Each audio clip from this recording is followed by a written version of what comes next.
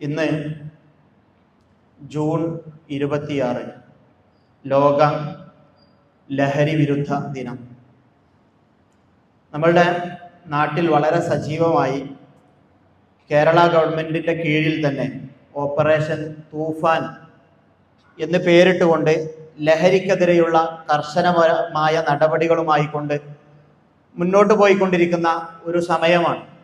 ലഹരിയുടെ ഉറവിടങ്ങൾ നശിപ്പിച്ച് കേരളത്തെ ലഹരി മുക്തമാക്കുക എന്നതാണ് ആ പദ്ധതി കൊണ്ട് ഉദ്ദേശിക്കുന്നത് എന്നെല്ലാം അതുമായി ബന്ധപ്പെട്ട അധികാരികൾ പറയുന്നതുമെല്ലാം അതിനോടനുബന്ധിച്ചുള്ള നടപടികളുമെല്ലാം നമ്മൾ കണ്ടുകൊണ്ടിരിക്കുകയും വാർത്തകളിലൂടെ മനസ്സിലാക്കുകയുമെല്ലാം ചെയ്തുകൊണ്ടിരിക്കുന്ന ഒരു കാര്യമാണ്.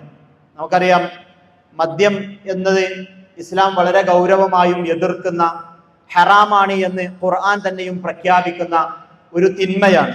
അതിന്റെ കുഴപ്പം എന്താണ് എന്ന് ചോദിച്ചാൽ, എന്തുകൊണ്ട് ഇസ്ലാം അതിനെ വിലക്കുന്നു എന്ന ചോദ്യത്തിനുള്ള ഉത്തരം അത് മനുഷ്യന്റെ ബുദ്ധിയെയാണ്, വിശേഷ ബുദ്ധിയെയാണ്, അവന്റെ തിരിച്ചറിവിനെയാണ് അത് ബാധിക്കുക എന്നതുകൊണ്ടാണ് ഇസ്ലാം വളരെ ഗൗരവമായും അതിനെ എതിർക്കുന്നത് എന്നത് പ്രമാണങ്ങളിൽ നിന്ന് നമുക്ക് മനസ്സിലാക്കുവാൻ സാധിക്കും.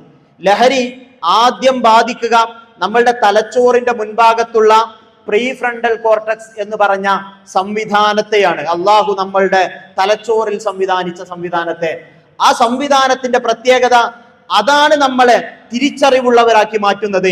ഇതെന്റെ ഉമ്മയാണ്, ഇതെന്റെ പെങ്ങളാണ്, ഇതെന്റെ മകളാണ്, ഇതെന്റെ കുടുംബക്കാരനാണ്, ഇതെന്റെ സുഹൃത്താണ് എന്ന വകതിരിവും തിരിച്ചറിവും അവർക്ക് നൽകേണ്ടുന്ന അവകാശവും മാന്യതയുമെല്ലാം നൽകുവാൻ നമ്മളെ സഹായിക്കുന്നത് ഈ പ്രീ ഫ്രണ്ടൽ കോർട്ടക്സ് ആണ്. നമ്മളെ തീരുമാനമെടുക്കാൻ സഹായിക്കുന്നത് അതിനെയാണ് ആദ്യം ബാധിക്കുക. ക്ലിയറായ രീതിയിലുള്ള തീരുമാനങ്ങൾ ലഹരി ബാധിച്ചവന് എടുക്കുവാൻ സാധിക്കുകയില്ല. സ്വയം നിയന്ത്രണത്തെ അതുമായി ബന്ധപ്പെട്ട കാര്യവും ഈ പ്രീ ഫ്രണ്ടൽ കോർട്ടക്സിലാണ്.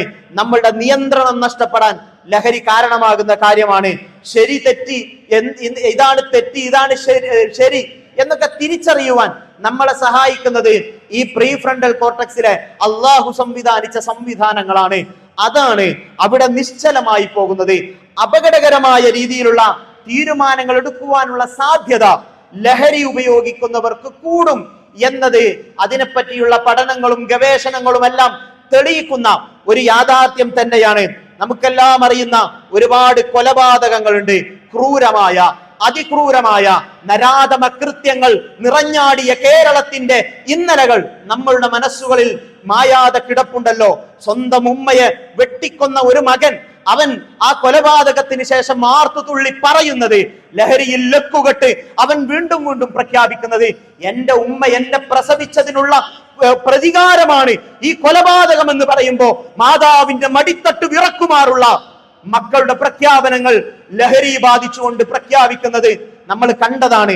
5 പേരെ ചുറ്റിക ഉപയോഗിച്ചുകൊണ്ട് കൊന്ന ഒരു യുവാവ് അവന്റെ ഉമ്മയെപ്പോലും അവൻ കൊലപ്പെടുത്തുവാൻ ശ്രമിച്ചിട്ടുണ്ട്. എന്തൊരു ക്രൂരമാണല്ലേ! ഇങ്ങനെയൊക്കെ മനുഷ്യർ ചെയ്യുമോ എന്ന് നമുക്ക് ആലോചിച്ചു പോകുന്ന തരത്തിലുള്ള കൊലപാതകങ്ങൾ. പാലക്കാട് ഒരു 10-11 വർഷങ്ങൾക്ക് മുൻപ് നടന്ന ഒരു കൊലപാതകമുണ്ട്. യൂട്യൂബിൽ, ന്യൂസ് ചാനലുകളിൽ ഇന്നും അത് പരതിയാൽ നമുക്ക് കാണാൻ കഴിയും. ആ കൊലപാതകം ചെയ്ത മകനെ വീട്ടിലേക്ക് തെളിവെടുപ്പിനായി കൊണ്ടുവരുന്ന സന്ദർഭത്തിൽ അവിടെ നിന്ന് പോലീസ് ഉദ്യോഗസ്ഥർ ചോദിക്കുന്നുണ്ട് കൊലപാതകത്തെ പറ്റി, അമ്മയെ കൊന്നതിനെ പറ്റിയുള്ള ക്രൂരമായ കഥകൾ നിർലജ്ജം ആ മനുഷ്യൻ പറയുന്നുണ്ട്. അവന്റെ തളർന്നു കിടക്കുന്ന പിതാവിനെ കൊലപ്പെടുത്തിയ രൂപം അവൻ പറയുന്നുണ്ട്.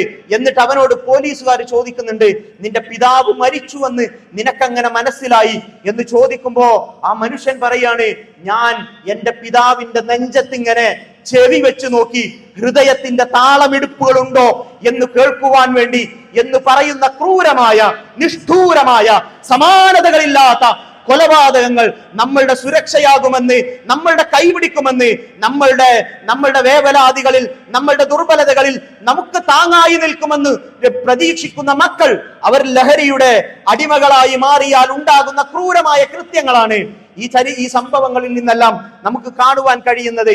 മകളെ ക്രൂരമായി കൊന്ന ഒരു പിതാവിന്റെ ചരിത്രം 1 വർഷം മുൻപാണ് നമ്മൾ കണ്ടത്.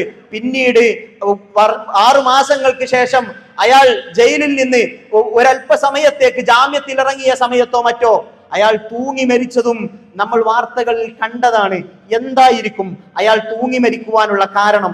സ്വബോധത്തിൽ ഒരു പിതാവ് തന്റെ മകളെ, പ്രിയപ്പെട്ട മകളെ കൊല്ലുമോ? ഉമ്മയെ കൊല്ലുമോ? ഇല്ല. പക്ഷേ ഇത് ഉപയോഗിച്ചു കഴിഞ്ഞാൽ, ഞാൻ പറഞ്ഞല്ലോ നേരത്തെ, പ്രീ ഫ്രണ്ടൽ കോർട്ടക്സ് എന്ന മനുഷ്യന് വകതിരിവും വിവേചനവും അതുപോലെ തന്നെ ശരിതെറ്റുകളും എല്ലാം പകർന്നു തരുന്ന അതങ്ങോട്ട് നശിക്കും. അതിനെപ്പറ്റി അത് നിശ്ചലമായി പോകും. അവിടെ ക്രൂരമായ പ്രവർത്തനങ്ങൾ മനുഷ്യരിൽ നിന്നുണ്ടാകും. അതുകൊണ്ടാണ് റസൂൽ സല്ലല്ലാഹു അലൈഹി വസല്ലമ പറയുന്നത്, അൽ ഖംറു ഉമ്മുൽ ഖബായിസ്, മദ്യം തിന്മകളുടെ ഉമ്മയാണ്, തിന്മകളുടെ ഉമ്മയാണ് കള്ള് എന്ന് റസൂൽ സല്ലല്ലാഹു അലൈഹി വസല്ലമ വളരെ കൃത്യമായും നമ്മളെ ഓർമ്മപ്പെടുത്തിയ ഒരു കാര്യമാണ്. അല്ലാഹു സുബ്ഹാനഹു വ തആല കള്ളിനെ പൂർണ്ണമായും നിരോധിക്കുന്ന സന്ദർഭത്തിൽ നമ്മളോട് പറഞ്ഞു തരുന്നുണ്ട്, യാ അയ്യുഹല്ലദീന ആമനു ഇന്നമൽ ഖംറു വൽ മൈസിറു എന്ന് തുടങ്ങുന്ന വചനം. ഈ കള്ളും ചൂതാട്ടവും അതുപോലെ തന്നെ പ്രതിഷ്ഠകളും അതുപോലെ പ്രശ്നം വെച്ച് നോക്കലും ഇതിനെയെല്ലാം പറഞ്ഞുകൊണ്ട് ഖുർആൻ പറയാണ്, ഇതൊക്കെ ശൈത്വാന്റെ പ്രവൃത്തികളാണ്. ഫജ്തനിബൂഹു ലഅല്ലകും തുഫ്ലിഹൂൻ, ഇത് നിങ്ങൾ ഒഴിവാക്കിയാൽ നിങ്ങൾ വിജയിച്ചവരായി മാറും. അല്ലെങ്കിൽ നിങ്ങളുടെ കുടുംബം താളം തെറ്റും, നിങ്ങളുടെ സാമ്പത്തിക ഭദ്രതയെ അത് ബാധിക്കും, നിങ്ങളെ എല്ലാ നിലക്കും അത് തകർക്കും. അതുകൊണ്ട് നിങ്ങൾ അത് ഉപേക്ഷിക്കുക. അത് എങ്കിലാണ് നിങ്ങൾ വിജയിച്ചവരുടെ കൂട്ടത്തിൽ ഉൾപ്പെടുക എന്ന് പറഞ്ഞുകൊണ്ട് ഖുർആൻ പറയാണ്, ഇന്നമാ യുരീദു ശൈത്വാനു അയ്യൂഖിഅ ബൈനകുമുൽ അദാവത വൽ ബഗ്ളാ, ഈ മദ്യം കൊണ്ട് പിശാച് ആഗ്രഹിക്കുന്നത് നിങ്ങൾക്കിടയിൽ വെറുപ്പും വിദ്വേഷവും സൃഷ്ടിക്കുവാനാണ്. മനുഷ്യന് കലി കയറും, പകമൂക്കും, അത് കുടുംബത്തോടാകും. ഈ ലഹരിയുമായി ബന്ധപ്പെട്ട പഠനങ്ങൾ തെളിയിക്കുന്നത് ഇങ്ങനെ ലഹരിയുമായി പോകുന്ന ആളുകൾക്ക് സംശയരോഗം ഉണ്ടാവും. എന്റെ ഉപ്പ എന്നെ എക്സൈസിന് പിടിച്ചു കൊടുക്കോ, എന്റെ കയ്യിലുള്ള ഈ ലഹരി വസ്തുക്കൾ അവർ പറഞ്ഞു കൊടുക്കോ എന്നൊക്കെ പേടിയുണ്ടാകും. അവർക്ക് ആദ്യം ശത്രുതയുണ്ടാകുക സ്വന്തം മാതാവിനോടും പിതാവിനോടും തന്നെയായിരിക്കും. ഖുർആൻ അതിന് അടിവരയിടുന്നുണ്ട്. ഈ ലഹരി കൊണ്ട് പിശാച് ആഗ്രഹിക്കുന്നത് നിങ്ങൾക്കിടയിൽ വെറുപ്പും വിദ്വേഷവും ഉണ്ടാക്കുവാനാണ്, നിങ്ങളെ നമസ്കാരത്തിൽ നിന്ന് അകറ്റുവാനാണ്, എന്ന് നിങ്ങളെ ദീനിൽ നിന്ന് അകറ്റുവാനാണ്. ഫഹൽ അൻതും മുൻതഹൂൻ, നിങ്ങൾക്ക് അവസാനിപ്പിക്കുവാൻ, അതിൽ നിന്ന് വിരമിക്കുവാൻ സമയമായില്ല മനുഷ്യരെ എന്ന് അല്ലാഹു സുബ്ഹാനഹു വ തആല നമ്മളോട് ചോദിക്കുന്നുണ്ട്. ഇത് ഗൗരവമുള്ള വിഷയമാണ്. ഒരു കുടുംബവും സുരക്ഷിതമല്ല എന്നത് നാം മനസ്സിലാക്കേണ്ടതുണ്ട്. നമ്മൾ ഇന്നലെ മിനിയാന്ന് കണ്ട വാർത്തയില്ലേ, സ്വന്തം കുഞ്ഞിന് വെള്ളം കൊടുത്തുവിടുന്ന വാട്ടർ ബോട്ടിലിൽ മദ്യം വിപണനത്തിനു വേണ്ടി വിട്ടയച്ച പിതാവിന്റെ സംഭവം ഇന്നലെയോ മിനിയാന്നോ നമ്മൾ കേട്ടതാണ്. എവിടെയാണ് നമ്മളുടെ മക്കൾ സുരക്ഷിതരായിരിക്കുന്നത് എന്നത് ജാഗ്രതയോടുകൂടി ഗൗരവത്തോടുകൂടി നമ്മൾ മനസ്സിലാക്കേണ്ടതാണ്. സ്കൂളുകളിലും അതിന്റെ പരിസരങ്ങളിലുമെല്ലാം ചെറിയ ക്ലാസ്സുകളിലേക്ക് 7ാം ക്ലാസ്സുകാർ ലഹരി ഉപയോഗിക്കുന്ന 7ാം ക്ലാസ്സുകാരെയും 8ാം ക്ലാസ്സുകാരെയും ഒക്കെ നമ്മൾ കാണുന്ന കാലമാണിത്. കള്ള്, അതോടൊപ്പം തന്നെ കഞ്ചാവ്, മയക്കുമരുന്ന്, MDMA, മാജിക് മഷ്റൂം, ഇങ്ങനെ തുടങ്ങി അതിന്റെ ചെറിയ രൂപങ്ങളായ ഹാൻസ്, പാൻപരാഗ്, ഇതൊക്കെ നമ്മളുടെ കുട്ടികളുടെ കൈവശം എത്തുന്നു എന്നത് ഗൗരവത്തോടുകൂടി നമ്മൾ മനസ്സിലാക്കേണ്ടുന്ന കാര്യമാണ്. റസൂൽ സല്ലല്ലാഹു അലൈഹി വസല്ലമ പറയുന്ന കാര്യം, എനിക്കു ശേഷം വരുന്ന ഒരു സമൂഹം അവർ കള്ളിന് പല പേരുകളിടും. ആ പല പേരുകൾ, അതിന്റെ കള്ളി എന്ന് മാറ്റി അതിന് പല പേരുകൾ ഇട്ടുകൊണ്ട് അവരതിനെ ഉപയോഗിക്കും.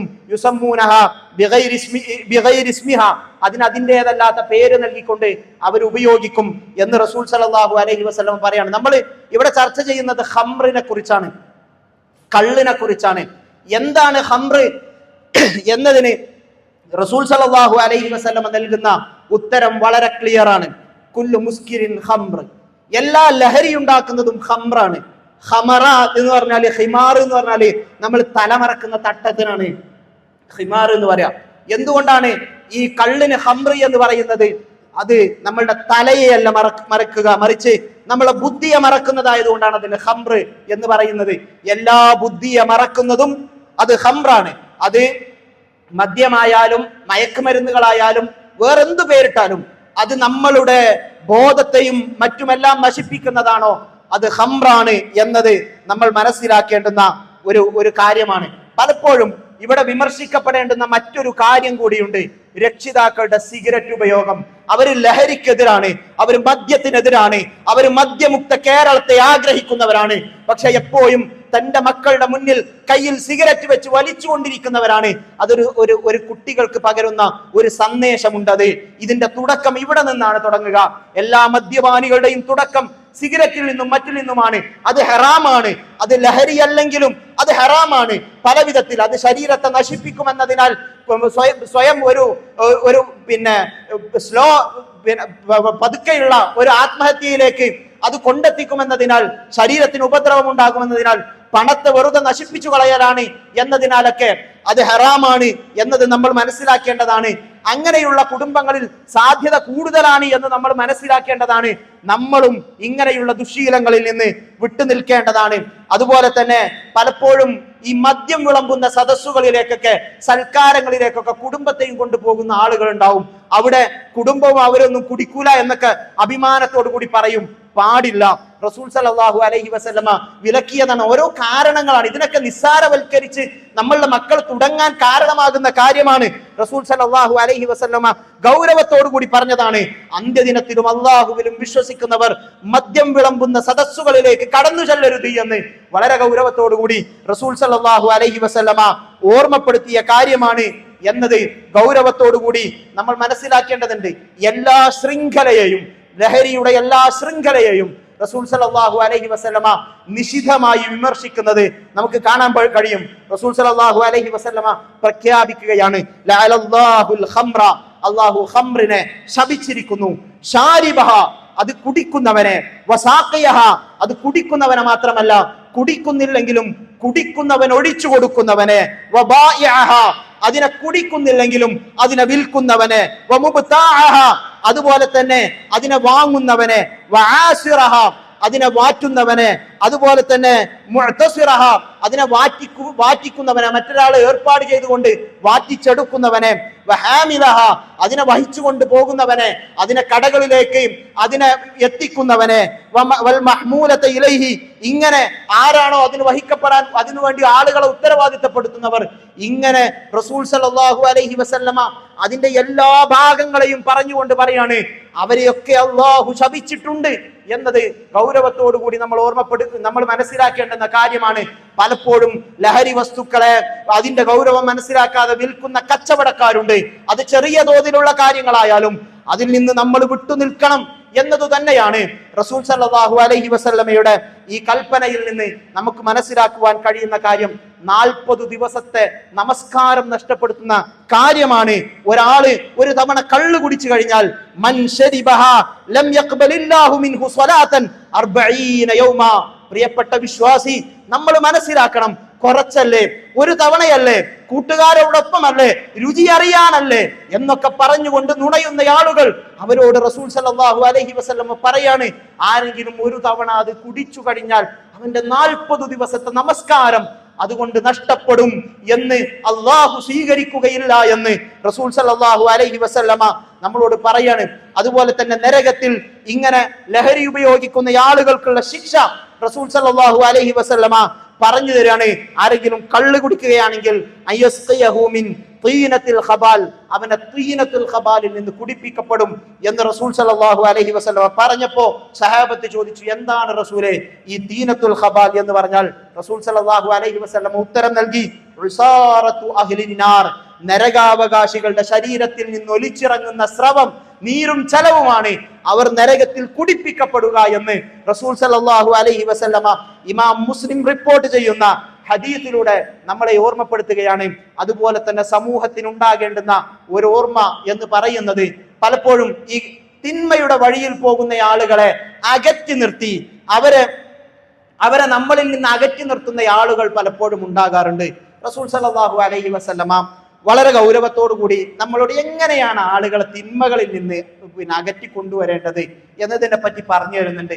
സ്നേഹം ഉണ്ടാകണം. പലപ്പോഴും സ്നേഹം കിട്ടാത്ത കുടുംബപരമായ പ്രശ്നങ്ങൾ മറ്റൊക്കെ കൊണ്ട് ഇങ്ങനെ ഈ തമ്മാടിക്കൂട്ടത്തിനൊപ്പം പെട്ടുപോയ ആളുകളായിരിക്കും. ഒരിക്കൽ റസൂൽ സല്ലല്ലാഹു അലൈഹി വസല്ലമയുടെ അടുക്കലേക്ക് ഒരു യുവാവ് വന്നുകൊണ്ട് പറയുന്നുണ്ട്, റസൂലേ എനിക്ക് വ്യഭിചരിക്കണം എന്ന് പറയുന്ന സമയത്ത് റസൂൽ സല്ലല്ലാഹു അലൈഹി വസല്ലമ അദ്ദേഹത്തോട് ആളുകൾ ശബ്ദം ഉണ്ടാക്കി ഇത് പറഞ്ഞപ്പോ, അപ്പൊ റസൂൽ സല്ലല്ലാഹു അലൈഹി വസല്ലം അദ്ദേഹത്തെ വിളിച്ചു, നിനക്ക് വ്യഭിചരിക്കണം അല്ലേ?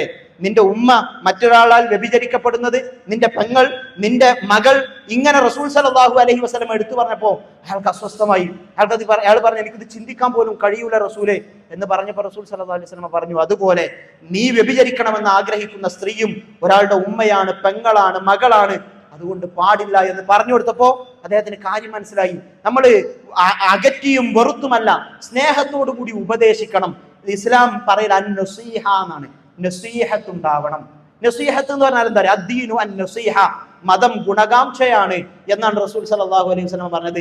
ഒരാൾ ഒരു തിന്മ ചെയ്യുമ്പോൾ, നമ്മളുടെ അയൽവാസി ഒരു തിന്മ ചെയ്യുമ്പോൾ, അയാൾ ലഹരി നുണഞ്ഞുകൊണ്ട് ജീവിക്കുമ്പോൾ നമുക്ക് അയാളുടെ ഒരു നസീഹത്ത് വേണം. നസീഹത്ത് പറഞ്ഞാൽ ചീത്ത പറയലല്ല, നസീഹത്ത് പറഞ്ഞാൽ പറഞ്ഞേക്കലല്ല. നമ്മൾ അയാൾ മാറണമെന്ന അത്രയധികം ആഗ്രഹത്തോടുകൂടി അയാളോട് ഉപദേശിക്കലാണ്, സ്നേഹത്തോടുകൂടി പറയലാണ്. അയാൾക്ക് പോലും നമ്മളോട് വെറുപ്പ് തോന്നാത്ത രീതിയിൽ തോളിൽ കൈയിട്ട് സ്നേഹം പ്രകടിപ്പിച്ചുകൊണ്ട് പറയുന്ന ഉപദേശങ്ങളാണ്. ആ സ്നേഹോപദേശങ്ങളാണ് ഇങ്ങനെയുള്ള തിന്മകളിൽ നിന്ന് ആളുകളെ വിലക്കുവാൻ കാരണമാകുന്ന കാര്യങ്ങൾ എന്നത് നമ്മൾ മനസ്സിലാക്കേണ്ടുന്ന ഒരു കാര്യമാണ്. അതുപോലെ തന്നെ ഈ ലഹരി കൊണ്ടുണ്ടാകുന്ന പല കുടുംബങ്ങളിലും ഉണ്ടാകുന്ന പ്രശ്നങ്ങൾ, നല്ല സ്നേഹമുള്ള ബാപ്പയാണ്, മക്കളോടൊക്കെ ഭയങ്കര ഇഷ്ടമാണ്. പക്ഷെ രാത്രി ബാപ്പ വീട്ടിലേക്ക് കടന്നു വരുന്നത് ഭാര്യക്കും മക്കൾക്കുമെല്ലാം പേടിയാണ്. പറയുന്ന എത്രയെത്ര മക്കളെ നമ്മളുടെ ജീവിതത്തിൽ നമ്മൾ കണ്ടിട്ടുണ്ട്. പ്രത്യേകിച്ചും ഒരു അധ്യാപകൻ എന്ന നിലയിൽ കരഞ്ഞു പറയുന്ന മക്കൾ, ഉപ്പയെ പേടിയാണ്, വീട്ടിലേക്ക് വരുമ്പം പേടിയാണ്, ഞങ്ങള് വീട്ടിൽ നിന്ന് ഇറങ്ങി ഓടാറാണ്, വീടിന്റെ മുകളിൽ പോയി ഇരുന്നു കൊണ്ടാണ് രാത്രി ഞങ്ങൾ കഴിച്ചു കൂട്ടാറുള്ളത്, ഉപ്പ കള്ള് കുടിച്ചുകൊണ്ട് വീട്ടിലേക്ക് വന്നാൽ പ്രശ്നമാണ് എന്ന് പറയുന്ന മക്കൾ. എന്തൊരു ജീവിതമാണത്! എന്തൊരു അസ്വസ്ഥമായ ജീവിതമാണത്! എന്ത് നരകതുല്യമായ ജീവിതമാണത്! കുടുംബത്തിന്റെയും ഭാര്യയുടെയും എല്ലാം സ്വസ്ഥതകൾ നശിപ്പിച്ചു കളഞ്ഞുകൊണ്ട് ലഹരി നുണഞ്ഞുകൊണ്ട് ജീവിക്കുക എന്നത് എന്തൊരു അസ്വസ്ഥപ്പെടുത്തുന്ന കാര്യമാണ് എന്നത് ഗൗരവത്തോടുകൂടി നമ്മൾ മനസ്സിലാക്കേണ്ടതാണ്. ഒരു ആബിദിന്റെ ചരിത്രം പറഞ്ഞു തരുന്നുണ്ട്. ഉസ്മാൻ ഇബ്നു അഫ്ഫാൻ റളിയല്ലാഹു അൻഹു നമുക്ക് എന്താണെന്ന് ചോദിച്ചാൽ ഈ ലഹരിയുടെ ഗൗരവത്തെ സൂചിപ്പിക്കുവാൻ വേണ്ടി ഉസ്മാൻ റളിയല്ലാഹു അൻഹു പറഞ്ഞു തന്ന ഒരു അഥറാണ്. അദ്ദേഹം പറയുന്നത്, ഒരു മോശപ്പെട്ട സ്ത്രീ ആ ഒരു ആബിദായ, നന്നായിട്ട് ആരാധനകളിൽ മുഴുകുന്ന ഒരാളെ അദ്ദേഹത്തെ ക്ഷണിക്കുകയാണ് വീട്ടിലേക്ക്, ഒരു കാര്യത്തിന് സാക്ഷ്യം പറയാനോ മറ്റോ പറഞ്ഞുകൊണ്ട്. അദ്ദേഹം ആ വീട്ടിലേക്ക് കടന്നു വരുമ്പോ ഈ സ്ത്രീ അവരെ തടഞ്ഞു വെക്കുകയും എന്നിട്ട് 3 ഓപ്ഷനുകൾ മുന്നിലേക്ക് നൽകുകയും ചെയ്യാണ്. ഒന്നുകിൽ ഒരു പെഗ് മദ്യം കഴിക്കണം, അല്ലെങ്കിൽ അവളെ പ്രാപിക്കണം, അതുമല്ലെങ്കിൽ ഒരു കുഞ്ഞിനെ കൊല്ലണം എന്ന് അയാളോട് പറഞ്ഞു. അയാൾ മറ്റു വഴികളില്ലാതെ അതിലെ ഏറ്റവും ചെറിയ തിന്മയായ ഈ മദ്യത്തിന്റെ ഒരു പെഗ് എടുത്തുകൊണ്ട് അയാൾ കഴിച്ചപ്പോൾ അയാളുടെ ഭാവം മാറി. ആബിദായ, സൽക്കർമ്മങ്ങളിൽ നിരതനാകുന്ന ഒരു മനുഷ്യൻ. അദ്ദേഹം പറഞ്ഞു, എനിക്ക് ഇനിയും വേണം എന്ന് പറഞ്ഞു. അവർ മദ്യം ഒഴിച്ചു കൊടുത്തു. ആ കുഞ്ഞിനെ കൊന്നു, ആ സ്ത്രീയെ വ്യഭിചരിച്ചു എന്ന് പറഞ്ഞുകൊണ്ട് അദ്ദേഹം പറയാണ്, ഇന്നഹാ ഉമ്മുൽ ഖബായിസ്, അറിയുക, അത് തിന്മകളുടെ മാതാവാണ്. നമ്മൾ നശിച്ചു പോകും, നമ്മളുടെ കുടുംബം നശിച്ചു പോകും, നമ്മളുടെ സമ്പത്ത് നശിച്ചു പോകും, നമ്മളുടെ സന്തോഷങ്ങളെല്ലാം ഉടഞ്ഞു വീഴും. അതുകൊണ്ട് പ്രിയപ്പെട്ടവരെ, ഇതൊരു വിമർശനമല്ല, ഇതൊരു സ്വയം സ്വീകരിക്കുവാനുള്ള റസൂൽ സല്ലല്ലാഹു അലൈഹി വസല്ലമയുടെയും ഖുർആനിന്റെയും കൽപ്പനയായി ഏറ്റെടുത്തുകൊണ്ട് ഏതെങ്കിലും വഴിയെ, ഇതിന്റെ എല്ലാം വഴികളിലേക്ക് നമ്മൾ വീണു പോയിട്ടുണ്ടെങ്കിൽ അതിൽ നിന്ന് വിട്ടു നിൽക്കുവാൻ, തിരിച്ചു വരുവാൻ, ഇസ്ലാം പറയുന്ന സമാധാനത്തിലേക്ക് തിരിച്ചു വരുവാൻ നാം എല്ലാവരും ജാഗ്രത പുലർത്തുക. അതുപോലെ തന്നെ ലഹരിയുമായി ബന്ധപ്പെട്ട പ്രവർത്തനങ്ങൾ നടക്കുന്നുണ്ടെങ്കിൽ അതിനെ റിപ്പോർട്ട് ചെയ്യേണ്ടവർക്ക് റിപ്പോർട്ട് ചെയ്യുക. എന്നാൽ മൻ റആ മിൻകും മുൻകറൻ ഫൽയുഗയ്യിർഹു ബിയദിഹി ഫഇൻ ലം യസ്തതി' ഫബിലിസാനി, പിന്നെ ഒരാൾ ഒരു തിന്മ കണ്ടു കഴിഞ്ഞാൽ അതിനെ കഴിയുമെങ്കിൽ കൈകൊണ്ട് എതിർക്കുക, അല്ലെങ്കിൽ നാവ് കൊണ്ട് എതിർക്കുക, അല്ലെങ്കിൽ ഹൃദയത്തിലെങ്കിലും അതിനോടൊരു വെറുപ്പ് സൂക്ഷിക്കുക എന്നത് റസൂൽ സല്ലല്ലാഹു അലൈഹി വസല്ലമ പറഞ്ഞതാണ്. ഇതിന്റെയൊക്കെ ഒപ്പം ചേർന്ന് നിൽക്കുക എന്നത് നമ്മളുടെ കൂടി ഉത്തരവാദിത്തമാണെന്ന് മനസ്സിലാക്കുക. അള്ളാഹു തൗഫീഖ് നൽകി അനുഗ്രഹിക്കുമാറാകട്ടെ.